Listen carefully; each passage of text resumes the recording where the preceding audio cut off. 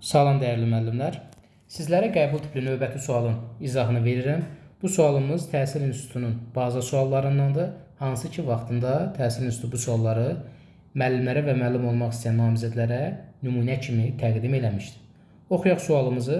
Sahəsi 81 kvadrat santimetr olan kvadratdan sahəsi 45 kvadrat santimetr olan düzbucaqlı kəsib ayırdılar.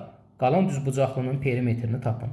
Əvvəlcə kvadratımıza baxaq. Kvadratımızın sahəsi 81 kvadrat santimetrdirsə, deməli bunun tərəfi 9-dur.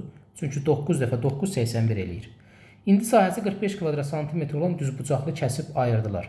Düşünəcəksiniz ki, bu düzbucaqlı şaqlı formadadır, yoxsa üfüqi formadadır. Fərqi yoxdur dəyərli müəllimlər. Hansı formada olur olsun, cavab eyni olacaq. Belə düşünək ki, buradan belə bir düzbucaqlı kəsib ayırırlar. Bunu da qırıq-qırıq xətlə göstərək. Və bu formada belə bir düzbucaqlı kəsib ayırırlar. Və bunun sahəsi 45-dir. Buradan istər üfüqi, istər şaqlı formada düzbucaqlı kəssək, bu düzbucaqlının bir tərəfi kvadratın tərəfinə söykənəcək. Yəni elə bil ki, kəsdiyimiz düzbucaqlının kənarda burada sizin üçün göstərim. Onda bunun bu tərəfi 9-dur. Sahəsi 45-dirsə, deməli düzbucaqlının sahəsi n və uzunluğun hasilidir.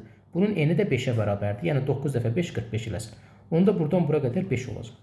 İndi bizə deyir qalan düzbucaqlını. Bura yazıram kəsilən, bura yazıram qalan. Q hərfi yazdım. Bura 5-dirsə 9-dan 5-i çıxanda onda qalır 4. Onda kəsib qalan da buradadır. Bunu da kənarda burada qeyd edirəm. Bunun uzunluğu 9 olacaq, 4 olacaq. Çünki 4 ilə 5-in cəmi 9 eləməlidir. Qalan düzbucaqlının perimetri, elə bil bu düzbucaqlını bir də beləsinə üfüqi formada yazaq. Bura 9-dur, bura 4-dür. Bunun perimetri 2 vurulsun. 9 üstəgələk 4, 13, 13-ü 2-yə vuranda 26 santimetr. Və qeyd edeyim ki, bu sual bu və ya digər formada dəfələrlə imtahanlarda iştirak edib.